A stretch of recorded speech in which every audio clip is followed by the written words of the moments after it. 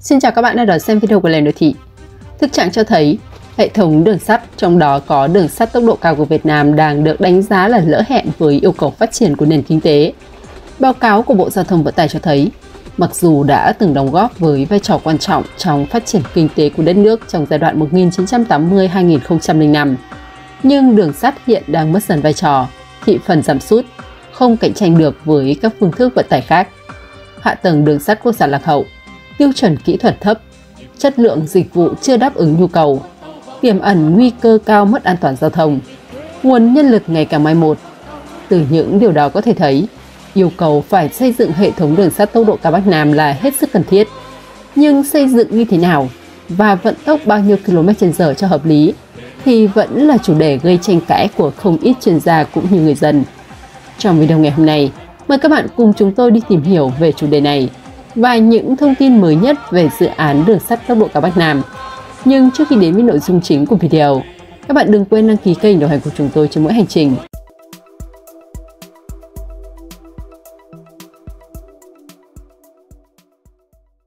Máy bay hiện nay là một trong những phương tiện giao thông nhanh nhất và tiện lợi nhất.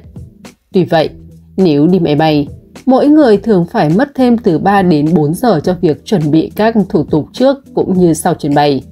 Vì vậy, ở các nước như Nhật Bản hay Trung Quốc, người dân ưu tiên sử dụng tàu cao tốc vì vừa tiện lợi vừa tiết kiệm thời gian. Ở Trung Quốc, tính đến năm 2022, Trung Quốc có 42.000 km đường sắt tốc độ cao đang hoạt động, đưa nước này trở thành ông trùm của thế giới trong lĩnh vực này. Tốc độ vận hành nhanh nhất của tàu cao tốc Trung Quốc là 350 km/h. Đây cũng là tốc độ vận hành đường sắt cao tốc nhanh nhất thế giới. Nổi tiếng nhất là hệ thống tàu CR400 Fuxing. Dù chạy ở tốc độ thương mại tối đa 350 km/h, nhưng dòng tàu Fuxing đã đạt vận tốc 420 km/h trong khi chạy thử nghiệm. Phiên bản tàu CR400 Fuxing nhanh nhất đang chạy trên tuyến Bắc Kinh, Thượng Hải, Hồng Kông và Bắc Kinh, Cáp Nhĩ Tân. Bên cạnh tàu Fuxing, Trung Quốc còn có tàu đệm từ Thượng Hải, hay còn gọi là Shanghai Transrapid, là tàu điện tử hoạt động bên ngoài thành phố này.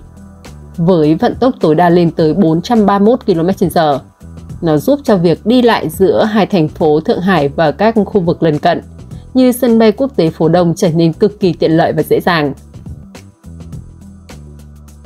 Đặc biệt, vào năm 2021, Trung Quốc công bố một đoàn tàu tốc độ đệm từ của nước này có thể đạt vận tốc tối đa 600 km/h tại Thành Đảo, tỉnh Sơn Đông.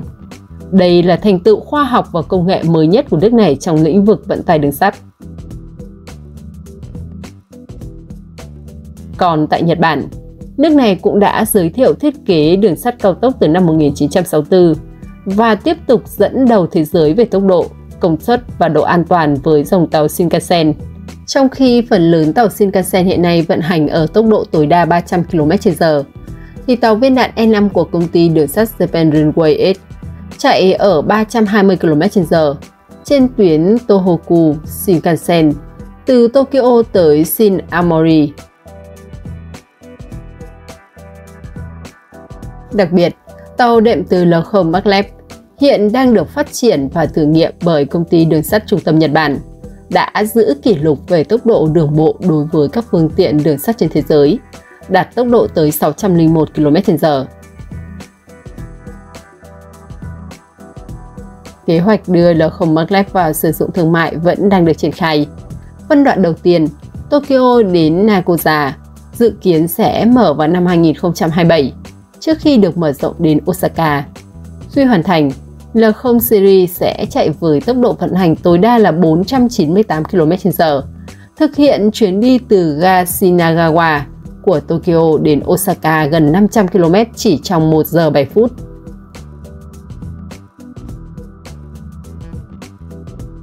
Còn tại Việt Nam thì sao? Tương lai đường sắt tốc độ cao của Việt Nam chạy 250 km/h hay là 350 km/h? Theo kế hoạch, tháng 11 năm 2023, Bộ Giao thông Vận tải sẽ trình cấp có thẩm quyền đề án chủ trương xây dựng đường sắt tốc độ cao trên trục Bắc Nam, phấn đấu chỉnh Quốc hội thông qua vào năm 2025.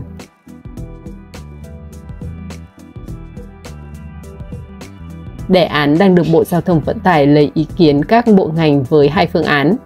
Phương án 1. Xây dựng đường sắt Bắc Nam với đường đồi, khổ ray 1.435 mm, chiều dài 1.545 km. Tốc độ khai thác là 320 km/h, chỉ chạy tàu khách, kết hợp cải tạo đường sắt hiện hữu để chuyên chở hàng. Tổng mức đầu tư dự kiến cho phương án này là khoảng 58,71 tỷ đô la Mỹ.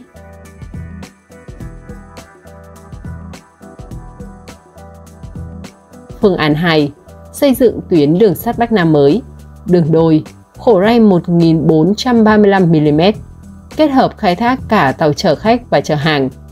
Tốc độ khai thác tàu khách tối đa là 180 đến 250 km/h, chạy tàu hàng tối đa là 120 km/h. Tổng mức đầu tư dự án theo phương án này là khoảng 64,9 tỷ đô la Mỹ.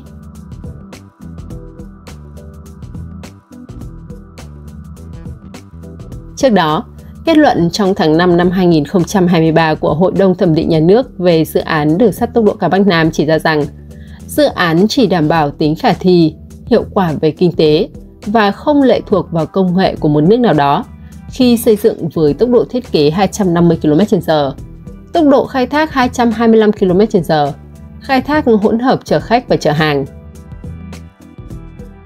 Bởi theo các chuyên gia, do khoảng cách nhiều ga trên trục Bắc Nam ngắn, chỉ 40 đến 50 km, nên việc vận hành tàu 250 km/h sẽ phù hợp khi tăng giảm vận tốc.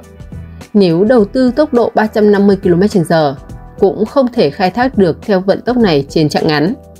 Hơn nữa, theo đánh giá của đơn vị tư vấn thẩm tra dự án, nếu đề xuất đầu tư theo phương án tốc độ thiết kế 350 km/h, chỉ chở khách sẽ không đảm bảo tính khả thi và hiệu quả kinh tế dự án.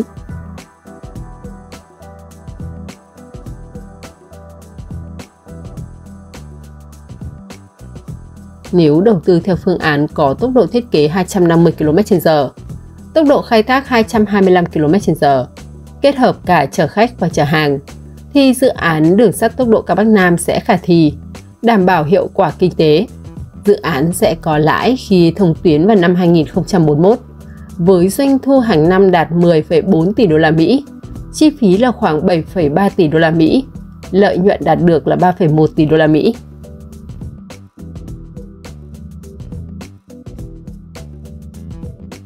Như vậy hiện tại, phương án xây dựng đường sắt tốc độ cao Bắc Nam với vận tốc 250 km/h đã gần như được chọn. Mới đây, việc xây dựng các nhà ga chính ở hai đầu Hà Nội và thành phố Hồ Chí Minh cũng đã được đề xuất.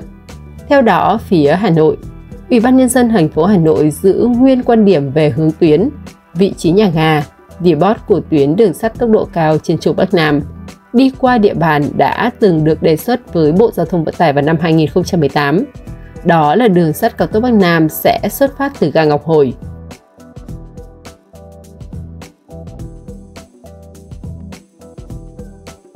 Còn phía thành phố Hồ Chí Minh, Sở Giao thông Vận tải thành phố Hồ Chí Minh đề xuất quy hoạch Thủ Thiêm là ga trung tâm, phục vụ đường sắt tốc độ cao Bắc Nam và đường sắt Thủ Thiêm Long Thành. Sở thống nhất ga Thủ Thiêm tại phường An Phú, quận 2 là ga đầu mối đường sắt, xây dựng mới khổ 1.435 mm, đón trả khách tàu Bắc Nam, đầu mối trung chuyển khách từ đường sắt sang các phương tiện công cộng khác.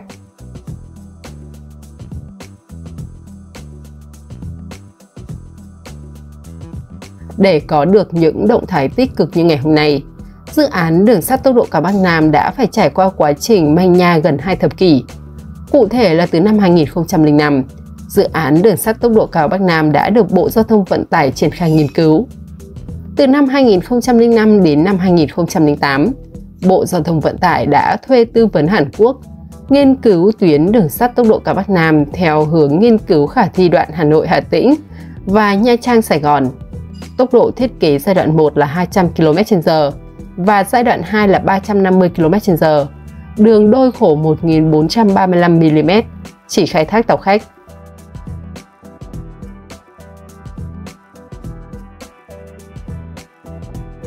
Tổng mức đầu tư đoạn Hà Nội - Hà Tĩnh là 12,9 tỷ đô la Mỹ. Suất đầu tư là 38,54 triệu đô la Mỹ trên km. Đoạn Nha Trang - Sài Gòn là 9,2 tỷ đô la Mỹ. Suất đầu tư là 25,24 triệu đô la Mỹ trên 1 km. Từ năm 2009 đến năm 2010, các chuyên gia tư vấn Việt Nam và Nhật Bản nghiên cứu tuyến đường sắt với tốc độ thiết kế 350 km/h, đường đôi khổ 1435 mm, chỉ khai thác tàu khách, chiều dài 1570 km, với 27 nhà ga và 5 khu depot. Tổng mức đầu tư dự kiến trên 58 tỷ đô la Mỹ, tương đương với 1,3 triệu tỷ đồng. Giai đoạn 1 trước năm 2030 sẽ đầu tư 2 đoạn Hà Nội Vinh và thành phố Hồ Chí Minh Nha Trang. Tổng mức đầu tư khoảng 112.000 tỷ đồng.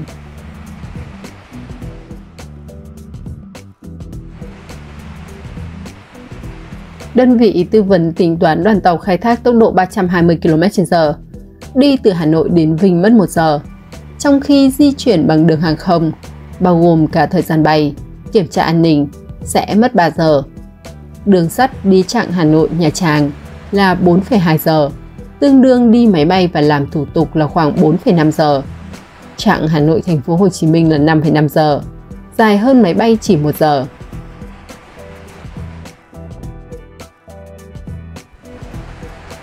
Đến năm 2009, báo cáo nghiên cứu tiền khả thi của dự án này đã được Hội đồng Thẩm định Nhà nước thông qua và Bộ Chính trị tán thành về chủ trương đầu tư. Tuy nhiên, dự án không được thông qua khi trình Quốc hội vào năm 2010. Sau nhiều năm tiếp tục nghiên cứu thì đến năm 2019, Thủ tướng có quyết định số 859 QĐ-TTG thành lập Hội đồng Thẩm định Nhà nước để thẩm định báo cáo nghiên cứu tiền khả thi dự án. Sau đó, từ năm 2020 đến nay, là hàng loạt các động thái mới từ chính phủ liên quan đến dự án đường sắt cao tốc này. Một dấu ấn đáng chú ý là vào cuối tháng 4 năm 2023, trong kết luận của Hội đồng Thẩm định Nhà nước về dự án đường sắt tốc độ cao trên trục Bắc Nam, có đưa ra một loạt đánh giá, khuyến nghị đối với việc đầu tư siêu dự án nhiều tỷ đô la Mỹ này. Cụ thể như Hội đồng Thẩm định Nhà nước đề nghị Bộ Giao thông Vận tải hoàn thiện phương án, kịch bản, đầu tư đường sắt tốc độ cao Bắc Nam, đường đôi khổ 1435 mm để vận tải hành khách và hàng hóa. Tốc độ thiết kế là khoảng 200 đến 250 km/h.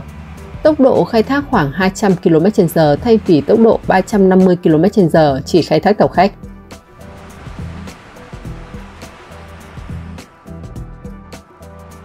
Ngoài ra, Hội đồng Thẩm định Nhà nước cho rằng thời gian Bộ Giao thông Vận tải đề xuất đến năm 2050 mới đưa vào khai thác toàn tuyến là quá lâu và sẽ dẫn đến rủi ro về tăng vốn đầu tư, bỏ lỡ cơ hội phát triển kinh tế xã hội.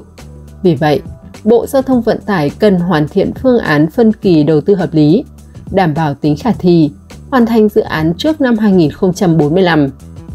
Hiện tại, Bộ Giao thông Vận tải đang triển khai cập nhật điều chỉnh đề án chủ trương xây dựng đường sắt đô thị tốc độ cao trên trục Bắc Nam, dự kiến sẽ báo cáo Bộ Chính trị trước ngày 15 tháng 11 năm 2023. Trên đây, các bạn vừa cùng chúng tôi đến với những thông tin mới nhất về dự án đường sắt tốc độ cao Bắc Nam. Có thể thấy, nhìn sang Trung Quốc và Nhật Bản, hai quốc gia hàng đầu về lĩnh vực này, thì đường sắt tốc độ cao đang phát huy hiệu quả rất tốt. Hy vọng dự án của chúng ta khi hoàn thành cũng sẽ được đón nhận như vậy, đúng không ạ? Video của chúng tôi hôm nay cũng xin được kết thúc tại đây. Mọi ý kiến đóng góp xây dựng kênh các bạn vui lòng bình luận bên dưới video để chúng ta cùng thảo luận. Chúng tôi luôn mong muốn nhận được những góp ý chân thành của các bạn để kênh ngày một hoàn thiện hơn, đáp ứng tốt hơn nhu cầu thông tin của khán giả.